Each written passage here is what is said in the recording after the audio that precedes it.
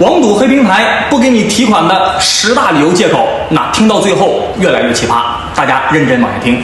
第一个，出款通道维护；第二个，涉嫌非法套利；第三个，系统检测到你注单行为异常；第四个，系统随机抽查；第五个，账号存在风险，请提供各种手持；第六个，国际网络波动导致注单数据没有回传；第七个，涉嫌违规翻倍下注被投。那么第八个，请提供本人大专以上的学历提款还得要学历。